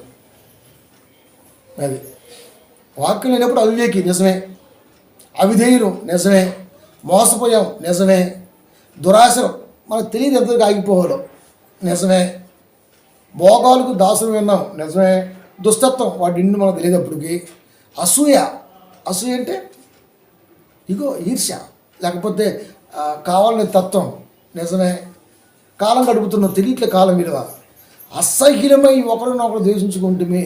అంటే ఇవన్నీ కూడా వాక్య స్థితిలో ఉన్నాయని మరొకసారి మనకు రుజువైంది. ఉన్నాయా? 100%. ఒకటి బహిర్గతం, 2 అంతర్గతంగా ఈ పదాలు సాగుతున్నాయి. విచిత్రం ఏంటంటే వాక్యం వచ్చిన తర్వాత డెవలప్ అయ్యాయి మళ్ళీ బయటికి. అవివేకులు అన్నాడు అక్కడ. ఇప్పుడు వాక్యం లేనప్పుడు వాడి గురించి మనం ఆలోచించాం. ఇప్పుడు వాక్యం ఉంది కదా, వాక్యం ఉన్న దగ్గర ఆలోచిద్దాం. అవివేకులు అన్నాడు. దేనికి వివేకము? వివేకము గలవాడు విని పాండిత్యాన్ని వృద్ధి చేసుకుంటాడు. 4 సంగతి. నిజంగా నీకు వివేకం ఉందనుకో, పాండిత్యం అంటే ఒక పండితుడు ఉద్దేశం వాక్యం ద్వారా బయటకు వస్తున్నప్పుడు నువ్వు ఖచ్చితంగా దాన్ని గ్రహిస్తావు, డెవలప్ చేస్తావు. అది విని పాండిత్యాన్ని వృద్ధి చేసుకుంటాడు. సొలొమోను జ్ఞానం చెబుతున్నాడు కదా. కనుక అవివేకం అనేది వినకపోవటం వలన మనలో ఇంకా ఉన్నది.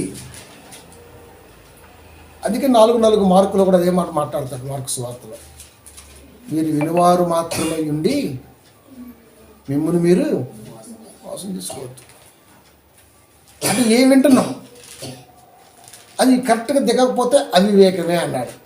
ఇక అవిధేయం అంటే నేను దేవుడికి విధేయుడిగా ఎలా ఉండాలి? ఇప్పుడు దేవుడికి విధేయుడిగా ఉండాలంటే మనుషులకి అవిధేయుడిగానే ఉంటావు. దేవుడికి దగ్గరగా అవుతున్న కొలది మనుషులకు దూరమే అవుతుంది. గుర్తుపెట్టుకో.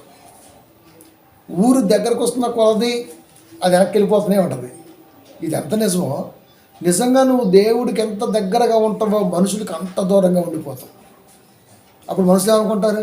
వీడికి బాగా డిక్కీ బలిసింది, అది లక్కీ భాస్కర్ డిక్కీ బలిసింది వీడికంటే, అంతే కదా అంటాం మనం. అంతే. మోసపోయిన వారమును అంటే అర్థం ఏంటి? సంఘములో ఉన్న కాపరి తత్వ జ్ఞానముతో బోధిస్తున్నాడు అన్న సంగతి గ్రహించకుండా ఉన్నాం. అది దెబ్బ తగలకుండా కత్తి నూరుతున్నాడు. యాక్చువల్గా కత్తి నూరితే సుయ్యమని సౌండ్ వచ్చి తెలుసు మీకు? చిన్నప్పుడు మీరు చూడండి, మనకి ఇంట్లో ఊర్లో ఏటలకు వచ్చేటప్పుడు సౌండ్ వచ్చేది. బండకేసి రుద్దేవాడు, కొడవల్లో లేదు ఒకటి. ఇలా కత్తి నూరుతుండే, ఇలా యాత్రలు అనిపించేది మనకి. ఇప్పుడు కత్తి నూరటం లేవు ఇంకా. అది వాడు వస్తారు సైకిలోడు, ఆడే నూరుతారు. ఇంకా మనం నూరాల్సిన అవసరం లేదు, నూరెత్తరు వాడే. అంటే తెలియదు ఇంకా సక్కని దిగిద్ది అనమాట. ఇక నానా విధములైన దురాశలకును. క్రైస్తవులకు వచ్చిన తర్వాత ఎక్కువైపోయాయి దురాశ. అందుకే దేవుడు చెప్పాడు యాకోబులో, దురాశ గర్భము ధరించి పాపమును కొనును, పాపం పరిపక్వమై మరణమును కొనును. క్రైస్తవుడికి ఆశ ఉండాలి, దురాశ ఉండకూడదు. క్రైస్తవుడికి ఆశ ఉండాలి, ఆశ గల ప్రాణాన్ని దేవుడు తృప్తిపరుస్తాడు. కాబట్టి ఈ దురాశ ఏమైంది, దానికి అంతో పొంత పోతనే ఉంటుంది కాదు, దానికి ఇంకా నాన్ స్టాప్ బ్రేకులు లేవు. అసూయ ఎందుకు చెప్పండి? అసూయ అంటే వారం నిందాను. ఎందుకు వారం? మనం మంచిగా ఉన్నాం దేవుళ్ళు, ఎందుకు వారం చెప్పండి? వాడు ఎందుకు వారవాడు? మనం మంచిగా పాట పాడాం, పోనీ ఒక మంచిగా ప్రసంగం చేసాం, పోనీ మంచిగా ఒక పాటలో మెలుగు నేర్పాడు, వారవుడు. ఇంకా అంటే ఇందులో ఏముంటుందంటే అసూయ. ఎందుకు నేర్పాలి? మా అమ్మాయి అందే, అయ్యా 4 రాళ్ళు వెనకాల వేసుకుని మీ బావలాగా అంది. ఎవడు అడిగినాడు, ఎవడు బావ అన్నాడు. అసలు నాకు ఎవరుంటే బావ అని, నాకు బావలో బామర్తలు లేదు. నేను బయటికి వెళ్తే ఏమని చెప్తాను సార్ మీకు? ఆయన ఆర్ఫన్ అని చెప్తున్నాను, మీరు నమ్మండి. నేను అనాథని చెప్తున్నాను, ఎవడని చెప్తున్నాను. నిన్న కూడా రాత్రి మధ్య చెప్పా, నాకు బంధువర్గం ఉన్నట్టుగా ఇప్పటివరకు నేను ఎవరికి పరిచయం చేయాలి బయట. నేను నమ్మాలి, గాడ్ ప్రామిస్. చెప్పను ఆర్ఫన్ అనాథని, అంతే.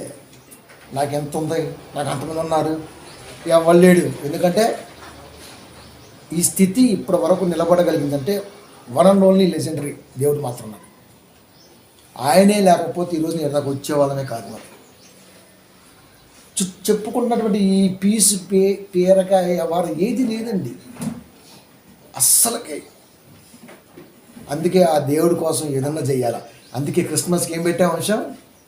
ఏసునామమేళ విశ్వఖ్యాతిగాంచారని పెట్టినా. నిజంగా అద్భుతంగా ఉంటుంది తెలుసా మీకు? అంత త్యాగం భూమి మీద నువ్వు చేయగలవా? అలాంటి ప్రసంగాన్ని ప్రపంచానికి అందించగలవా? అంత ఈ పీసులో పడితే ఏమందిస్తావు? అందించలేవు. ఈ పీసు తగలెత్తే కాలిపోద్ది, లూజ్ అయితే జారిపోద్ది. ఈ 2 ఉంటుంది దీనికి. అదే దేవుడు మన డౌన్ టు ఎర్త్. ఎంత ఎదిగినా ఒదిగుండాలంటే ముందు ఒదిగుండాలి కదా ఎదగడానికి. అది దేవుళ్ళు సాధ్యం అవ్వాలి. కనుక దేవుడే కర్త కర్మ క్రియగా మన మధ్య పనిచేస్తాడు. మనుషులు అయితే ఏముంది, మనుషులు మంచిగా ఉన్నప్పుడు దగ్గరకు వస్తారు, లేదా దూరం పోతారు. 8th క్లాస్లో రెండు జాతలే ఉన్నాయి షర్ట్లు. మరి 2 జాతలే కుట్టించినోడు ఎవరు లేడు. మరి మా నాన్న పటాస్, ఆయన కష్టం ఇంట్లో కట్టొచ్చి ఇటు వచ్చేట్టు ఇటు పోయేది. మా అమ్మ ఆడవాళ్ళు ఏం చేస్తారండి? ఏం చేస్తారు చెప్పండి? ఎంతమంది బంధువర్గం ఉన్నా పెట్టినవాడు ఎవడో లేడు. ఈరోజు ఏమన్నా తెలుసా, మా పెద్దోడు అయిపోయిండు, రావట్లేదు. ఏంద్రా వచ్చేదే?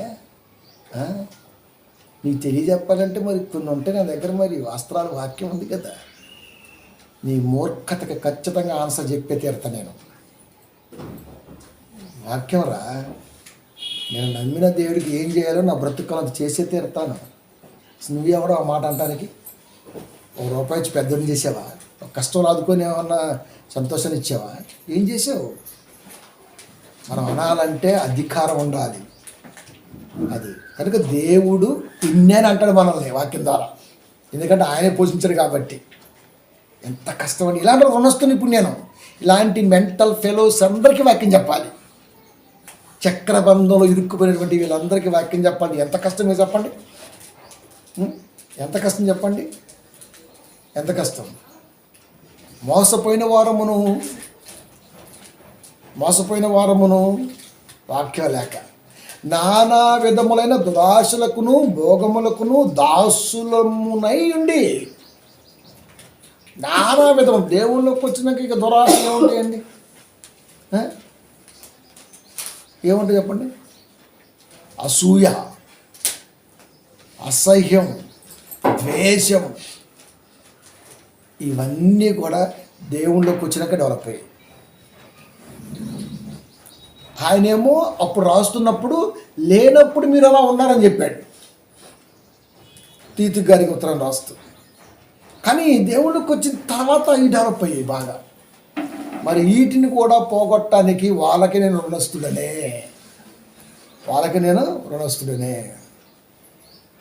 ఎట్లా ఇది ఎట్లా సాధ్యమో చెప్పండి? పెళ్ళికి మేనమామ చెప్పులు తేవాలంట. ఎవరు ఇది పెట్టింది? అంటే ఇంతకాలం మేనమామ అడిగే కొన్నావా చెప్పులు, షూలు, సాక్సులు? నా పెళ్ళితో బ్రేక్ చేసేదాన్ని అప్పుడు ఒకటే చెప్పిన, ఆయన తేటం ఏంటి? అది తెత్తప్పుడైనా తెత్తేసుకున్నది, అది లేదు. ఆయన తేటం ఏంటి? మా అమ్మని అడగండి. ఎవడు పునాది వేసింది ఎవడు అడుగుతున్నాను అసలు? ఎవడు? బైబిల్ వచ్చిన తర్వాత 400 సంవత్సరాలు గడుస్తున్నా సత్య సంబంధం సువార్తలు చెప్పక ఇంకా లోక సంబంధంగా బోధలే చూస్తుంటే ఇంకా సంఘం ఎందుకండి? ఎంచక్క మంచిగా ఐబొమ్మ పెట్టుకుని టీవీ చూడొచ్చు హ్యాపీగా, థియేటర్ పెట్టుకొని.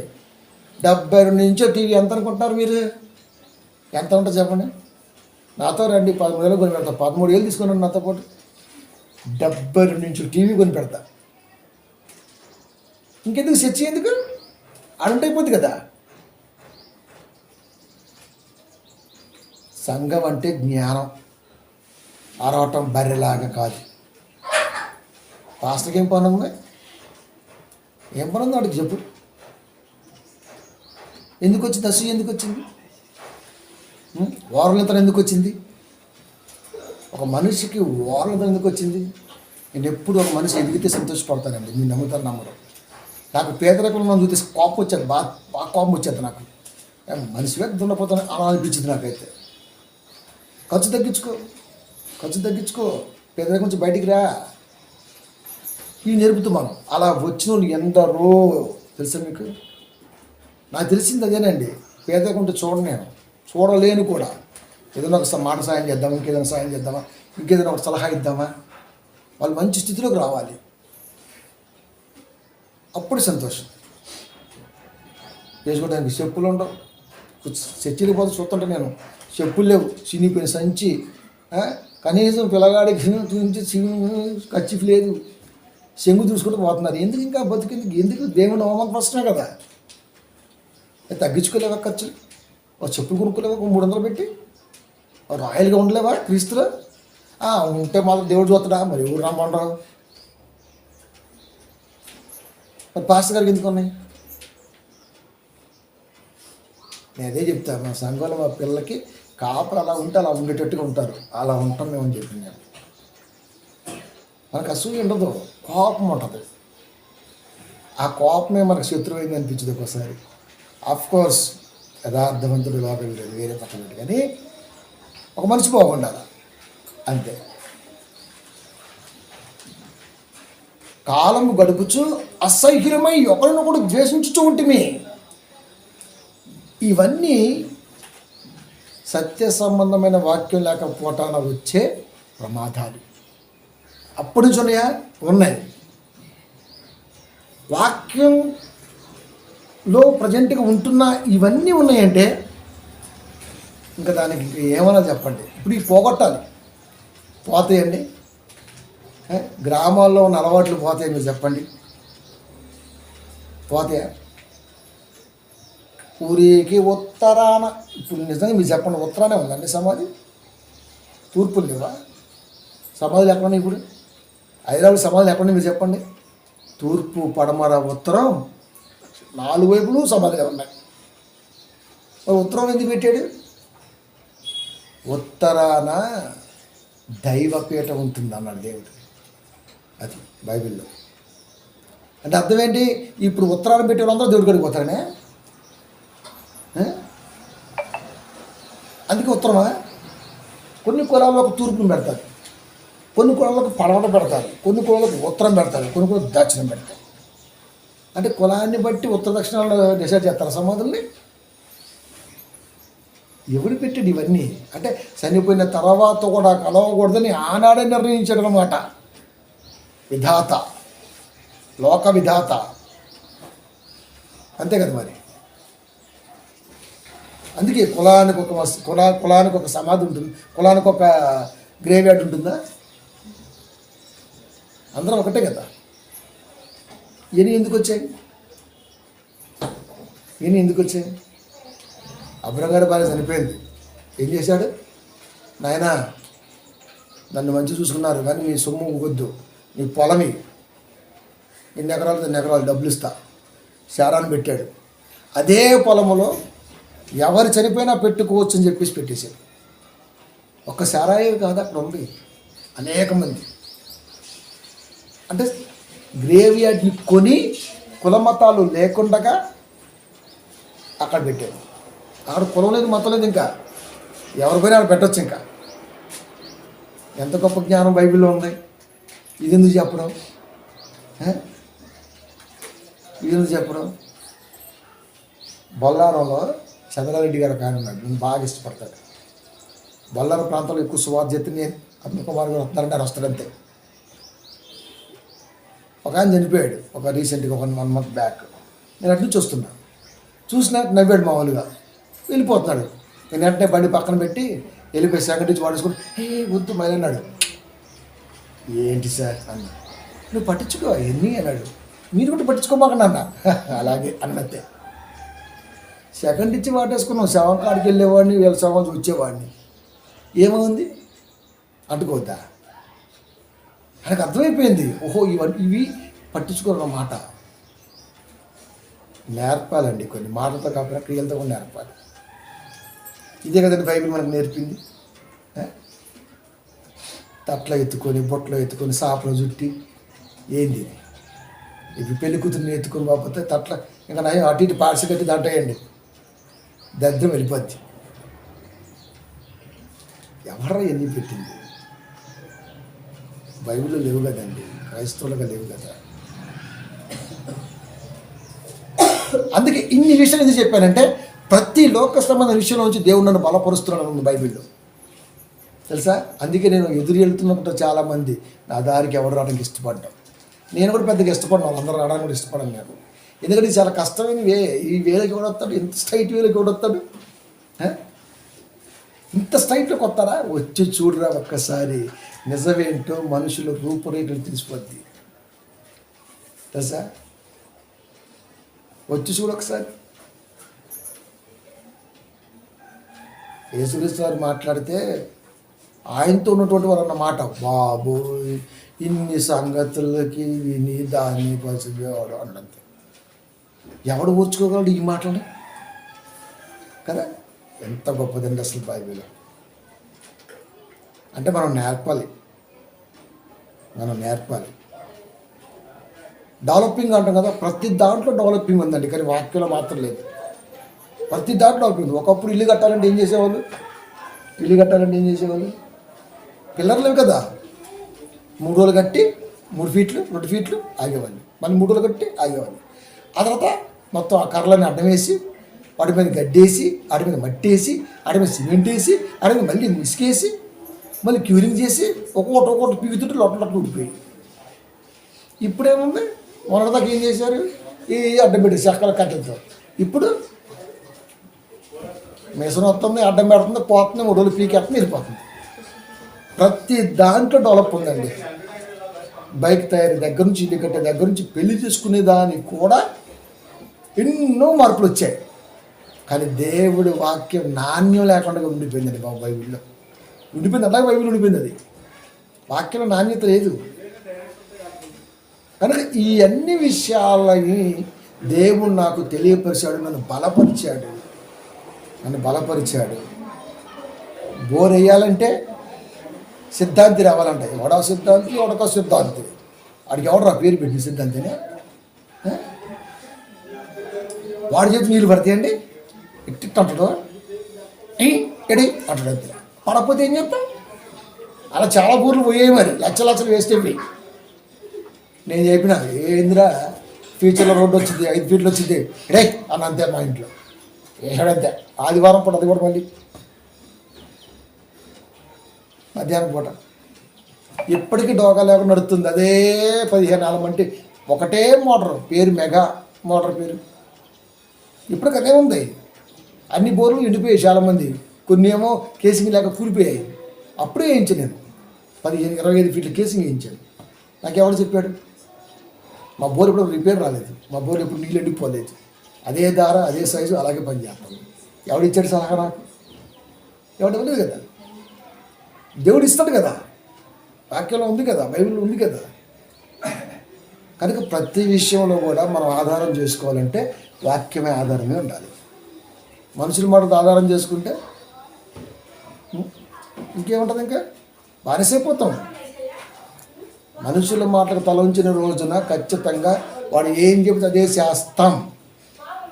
అది వాడి కరెంట్లోకి వెళ్ళిపోతాం, వాడి ఆలోచనకి వెళ్ళిపోతాం మనం, వాడి అండర్లోకి వెళ్ళిపోతాం మనం. అది దేవుడు ఇష్టపడ్డాం. అందుకే చెబుతున్నాడు పౌలు గారు ఏమంటున్నారంటే 1:6 గలతీ, ఆయనను నా యందు బయలుపరపరను గ్రహించి, ఆయనను నా యందు బయలుపరపరను గ్రహించి యేసుక్రీస్తు వారిని సాక్షాత్తు వాక్యంతో నాలో నుంచి ఇంత ఆలోచన పుట్టించాడు. అనుగ్రహించినప్పుడు మనుష్య మాత్రంతో నేను సంప్రదింపలేదు. ఏం చేద్దాం, ఇటు పెడదాం టీవీని, నీకు ఎలా అనిపిస్తే పెట్టు. ఇప్పుడు నీకు ఇంట్లో ఉన్నావు, ఎటు బాగుందా, ఇటు బాగుంది, ఇది పెట్టు. వాస్తు బాగుందా, ఈశాన్యం బరువు అయిద్దా, చూడరా ఈశాన్యం బరువు దిగుందా, ఆగ్నేయ నిప్పు ఉండాలా, ఈశాన్యం బరువు ఉండకూడదు, గుంట ఉండాలి, గడ్డుగుడ్డు ఉండాలి. ఏందిరా సామె, క్రైస్తవుడు కూడా ఎంత దరిద్రంగా ఉన్నాడు. ఏంది చాలామంది బోరు ఇంటికి చేసుకుంటారు, కొంతమంది ప్లేస్ బట్టి అటేస్తారు, కొంతమంది అటేస్తారు. అది హైదరాబాద్లో ఇల్లు ఎటు కడతారు వాడికే తెలియదు. అపార్ట్మెంట్లోనే ఎటు కట్టారు, ఇప్పుడు ఈస్ట్ ఫేసింగా, ఇది ఇటు కదా ఫేసింగ్, అది కదా ఫేసింగ్. అంటే మనకు స్థలం ఉంటే ఖచ్చితంగా ఈస్ట్ ఫేసే కట్టుకుంటాం. స్థలం లేదు కాబట్టి సచ్చినట్టుగా వాడు కట్టిందే కొనాలి. తగ్గేమో లేదు అక్కడ. మనం ప్లేస్ని బట్టి మనకున్న అవకాశాన్ని బట్టి కట్టుకుంటాం. కొంప అనేదాన్ని వాస్తు లేదు, కట్ట గుడ్డు లేదు అక్కడ. ఇవన్నీ బలహీనత. ఇలా కట్టకపోతే ఏమవుద్దో, ఇలా అనకపోతే ఏమవుద్దో సగం చచ్చిపోయాం. ఇంకెందుకు వాక్యం, పెద్దానికి మనుషులతో ఆధారపడితే ఇంకెందుకు వాక్యం. ఆయనను నా యందు, ఆయన అంటే వాక్యం. ఇప్పుడు ప్రజెంట్ వాక్యంలో ఉన్నాడు కాబట్టి యేసుక్రీస్తు వారు వాక్యం అనుకుందాం. అక్కడికి వచ్చేపు వాక్యమును నా యందు బయలుపరపను అనుగ్రహించినప్పుడు, అబ్బా వీడికి ఇస్తే అన్ని విషయాలు వీడు పాటిస్తాడు, వీడికి తెలియజేద్దాం అని దేవుడు అనుకుంటే, మనుష్య మాత్రమే సంప్రదింపలేదు. అబ్బా దేవుడే నాకు తెలియజేశాడు, ప్రతి దాన్ని దేవుడే నాకు తెలియజేశాడు. సో నేను ఇలాగే చేస్తా. ఏటికి ఎదిరేయటం తప్పు కాదు అబ్బాయి.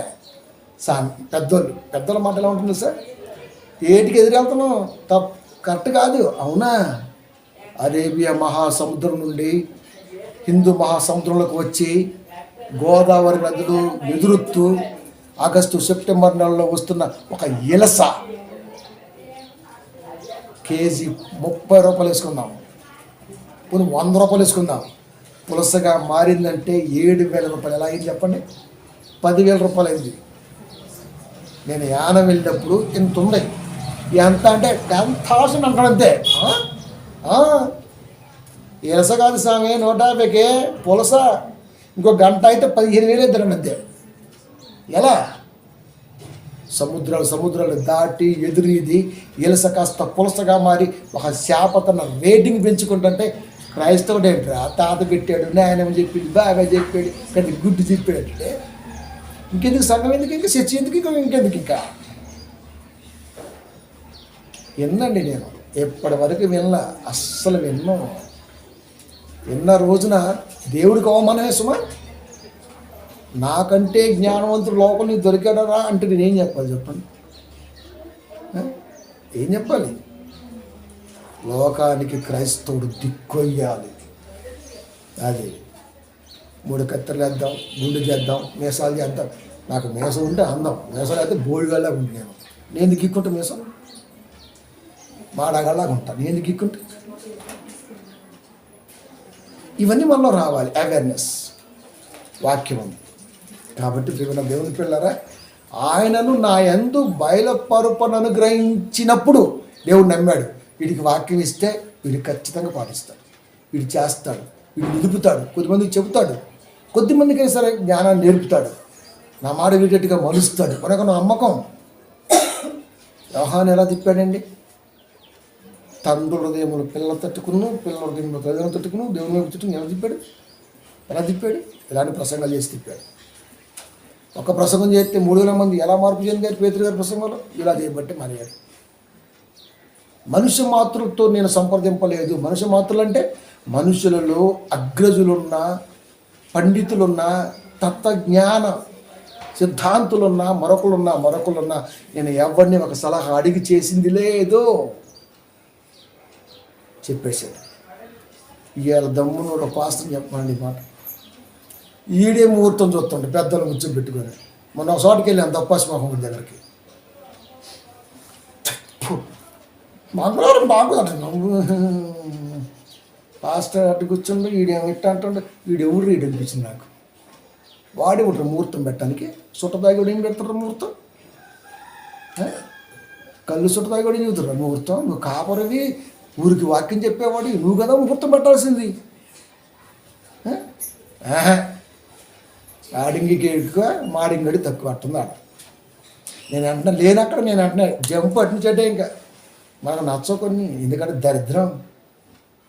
ఆడుంటే మనం కూడా అమిరిపోద్ది అంతే. ఇంకా నేను దేవుణ్ణి అడుగు, ప్రభా ఏంటి పరిస్థితి, ఏంటి ఉద్దేశం, ఏంటి ఇలా ఇలా ఇలా నన్ను సంప్రదించకుండా చేసావని అడగలేదు దేవుడు. ఎంత కష్టమండి వాక్యం చెప్పండి. ఇంత స్ట్రైట్గా ఉంటాడండి, ఉంటాడా? వాడే క్రైస్తవుడు. అది మా చదవన మాట మనం చదివితే అర్థం కాదు, నేను చదివితేనే మీకు అర్థమవుతుంది. ఆయనను అంటే వాక్యాన్ని, ఇప్పుడు క్రీస్తు వాక్యం ఉన్నాడు కాబట్టి, నా యందు బయలు పరపను అనుగ్రహించినప్పుడు అమ్మయ్య ఈ జ్ఞానాన్ని, ఈ సారాన్ని వీడికి అందిస్తే ఖచ్చితంగా నిర్ముఖమాటంగా చెప్తాడు.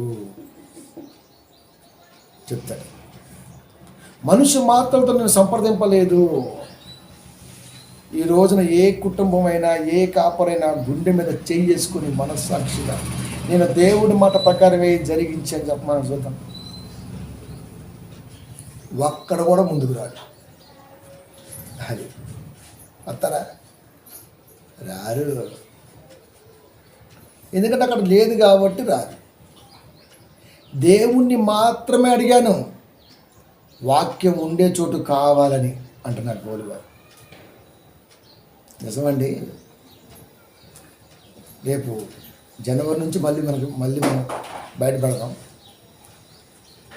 ఇన్ని సంగతులు మన కాన్సెప్ట్ ఒకటే, పోస్టర్ చూసైనా సరే తడిసిపోవాలంతే ఎవరికైనా తడిసిపోవాలంతే. మీరు నమ్ముతారా? మన పోస్టర్లు ఎత్తే ఆ రోజున అసలు ఎవరిని పెడతాండి. గురువారం ప్రార్థన, బుధవారం అంటే గ్రూప్ కూడిక కామన్, ఓకే రైట్. గురువారం ఎవరు పెడతారు మీరు చెప్పండి? ఫాస్ట్ ఫెలోషిప్లో మీటింగ్, మల్లి సింహం. ఇలాగే నాకు చెప్పాడు ఒక ఆయన, రవికాంత్, మల్లి సింహం చూలి విదిల్చింది కనుక ఫాస్ట్ ఫెలోషిప్లో గురువారం మొత్తం ప్రేర్లు పెట్టినాను అంతే. వీడితో సహా వాటితో సహా రాజగోపురం ప్రతి సంఘంలో పెట్టేశారు ప్రార్థన అంతే. పాప వాళ్ళు ఏమవుతారని ఇంకా నేను వస్తానని పెట్టనండి.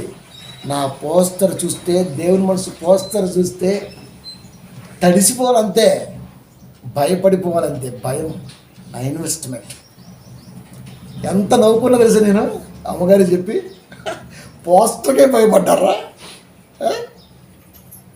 ఎప్పుడు కాలం ఇలాగే ఉంటుందా? ప్రియమైన దేవుని పిల్లారా చెప్పాలి. ఎందుకంటే అది చూసైనా పిల్లల మదిలో కలగాలి. మా పాస్టర్ గారు ఇది చెప్పలేదు కదా. కింద యూట్యూబ్ ఉంది చాలు. సొమ్ము కోసం సేవ చేసేవాడు జనాలను చూస్తాడు, దేవుడి కోసం సేవ చేసేవాడు వాక్యం వెళ్ళటమే చూస్తాడు. మనం అదే చేస్తాం ఇప్పుడు కూడా. ఎందుకు తెలుసా? మనం మనుషుల సలహాలు తీసుకోం కాబట్టి. అది వాడు నేను అడ్వైజ్ ఇచ్చినా తీసుకొని నేను విన్నాను తెలుసా మీకు. ఇప్పటి వరకు ఊకొచ్చినాక ఇప్పటి వరకు విన్నదే లేదండి. దైవ సాక్షిగా చెప్తున్నా, ఒకళ్ళ మాట విన్నదే లేదు. నేను విన్నా పడతా అంతే. ఎందుకంటే విన్నంటే ఆ విన్నని అర్థం కాదు. వాక్యంలో ఉన్నటువంటి ఆలోచన విధానం అన్నది మనకు ఉన్నప్పుడు ఇంకా అది వినే అవకాశం లేదని అర్థం.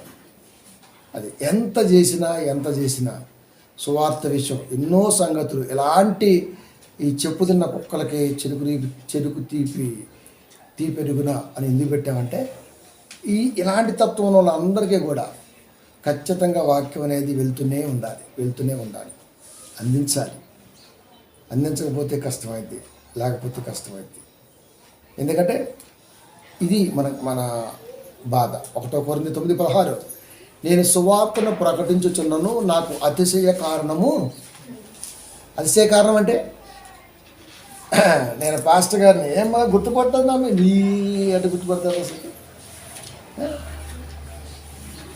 మీరు ఎక్కడ చూడండి అమ్మగారు కేకత్తారు అవును సార్ సహజంగా ఏమండంటే ఒక మాట అయిపోద్దిగా పాస్టర్ గారండి మా అమ్మగారు గిర్రు చూస్తుంటారు అందరూ ఒక ఈయన పాస్టర్ అని ఈ లోపల తన సొక్కేసుకుంటాడు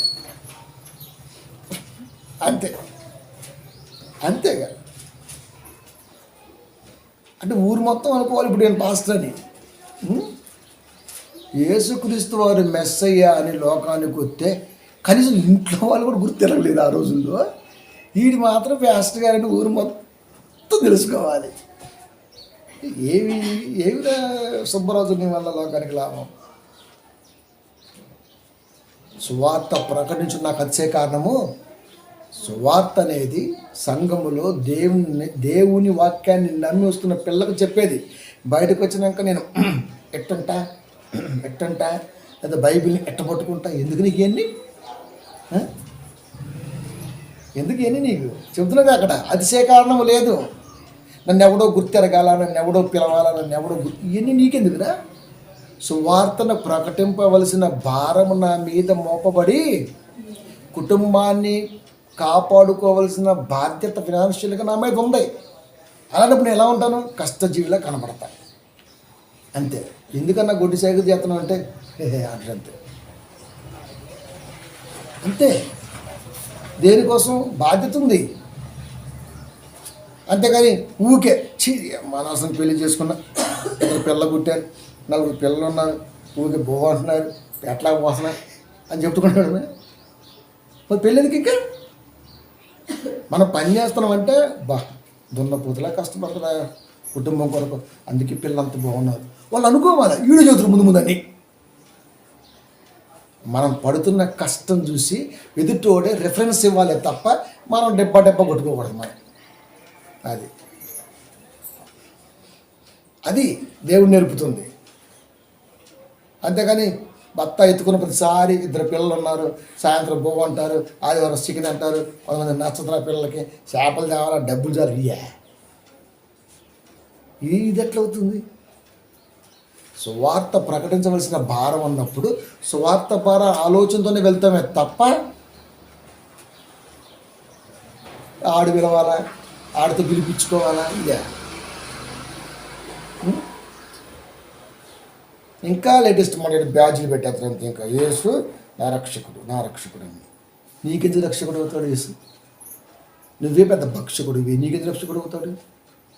అవడ కదా. అయ్యో నేను సువార్తను ప్రకటింపకపోయిన ఎడల నాకు శ్రమ అని పీలేవాడు. ఎవడో కూడా బెల్లప్పేవాడు పాస్టర్ గారు లాగా. మరి నీ దమ్ము ఎంత ఉందో చెబుతూ నిలబడ్డప్పుడు వాక్యలో మాత్రమే కనబడాలి. ఎన్నోసార్లు చెప్పి ఈ మాట.